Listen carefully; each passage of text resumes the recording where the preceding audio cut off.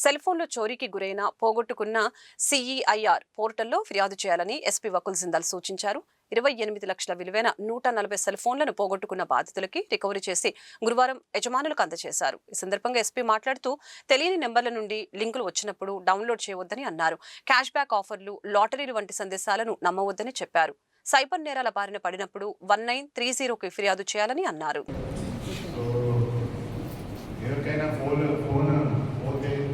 పోగొట్టుకుంటే ఇమీడియట్గా CIR portal ఉంది, దాంట్లో కంప్లైంట్ చేసుకోవచ్చు. మీరందరూ కూడా దాంట్లో కంప్లైంట్ చేసి ఉన్నారు.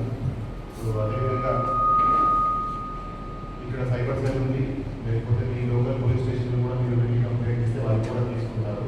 కంప్లైంట్ తీసుకుని మీరు రైట్ చేసి దాంట్లో సిఐఆర్ పోర్టల్లో మీ కంప్లైంట్ ఇస్తారు. సో ఒకసారి దాంట్లో రిజిస్టర్ అయినాక మేము ఆ ఫోన్ మళ్ళీ ఎవరైనా యూజ్ చేస్తే, మళ్ళీ మీ ఫోన్ ఎవరైనా ఆన్ చేస్తే ఇంకేమైనా మాకు ప్రొవైడ్ అవుతుంది. తర్వాత వాళ్ళకు ఫాలో అప్ చేసి ఆ ఫోన్ మేము మీకు రికవర్ చేసి ఇవ్వడం జరుగుతూ ఉంది. సో ఈరోజు 140 ఫోన్స్, ఆల్మోస్ట్ 28 lakhs ఫోన్స్ ఈరోజు రికవర్ చేసి అందరికీ అప్ చేయడం జరుగుతూ ఉంది. ఇంతకుముందు కూడా 4364 మొబైల్ ఫోన్స్ ఇంతవరకు స్టార్టింగ్ నుంచి ఇంతవరకు 4300 ఫోన్స్ రికవర్ చేసి ప్రజలకి అప్ చెప్పడం జరిగింది. దాని విలువ ఆల్మోస్ట్ 8.72 lakhs వరకు ఫోన్స్ ఇప్పటివరకు మేము ఇలానే మీ ఇలానే అందరికీ రికవర్ చేసి అప్ చెప్పడం జరిగింది.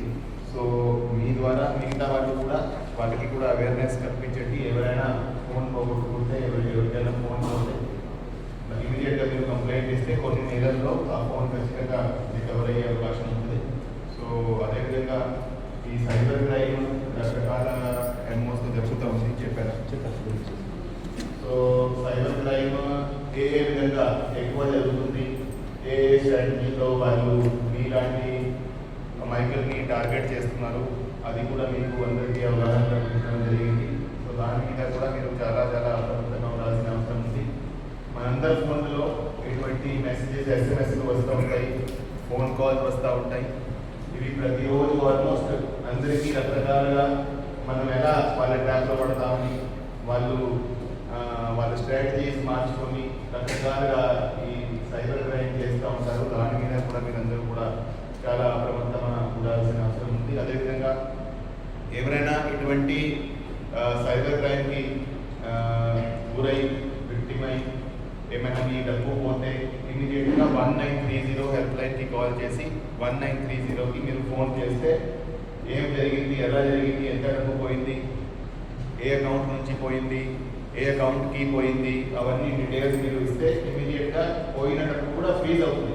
అంటే ఫర్దర్ వాళ్ళు విత్డ్రా చేయకుండా వేరే అకౌంట్కి పంపకుండా మీరు ఇమీడియట్గా కంప్లైంట్ ఇచ్చినట్లయితే ఇమీడియట్గా దాన్ని ఫ్రీజ్ చేసే అవకాశం ఉంటుంది. సో అది కూడా మీకు అవగాహన కల్పించడం జరిగింది. అదేవిధంగా మీరు కూడా మీ చుట్టుపక్కల వాళ్ళకి కూడా దీని మీద అవగాహన కల్పించే బాధ్యత తీసుకోవాలి. అదేవిధంగా 1930 లాగానే cybercrime.gov.in ఒకటి వెబ్సైట్ ఉంది. సో ఏ విధంగా మనం 1930 కాల్ చేసి కంప్లైంట్ ఇవ్వచ్చు, అదేవిధంగా ఆ వెబ్సైట్లో లాగిన్ చేసి కూడా దాంట్లో కూడా ఇదే విధంగా అన్ని డీటెయిల్స్ మనం ఫీడ్ చేస్తే అది కూడా ఇమీడియట్గా వాళ్ళు ఆ డబ్బు ఫేస్ చేయడం జరుగుతుంది, వాళ్ళని ట్రేస్ చేయడం జరుగుతుంది. దాని మీద కూడా అవగాహన కల్పించడం జరిగింది. అందరూ కూడా ఇవన్నీ మీ అందరికీ, ప్రజల్లో అందరికీ దీని మీద అవగాహన ఉండాలనే ఉద్దేశంతో మేము పనిచేస్తున్నాం. సో ఈరోజు మీ అందరికీ ఇక్కడ వచ్చినందుకు ధన్యవాదాలు.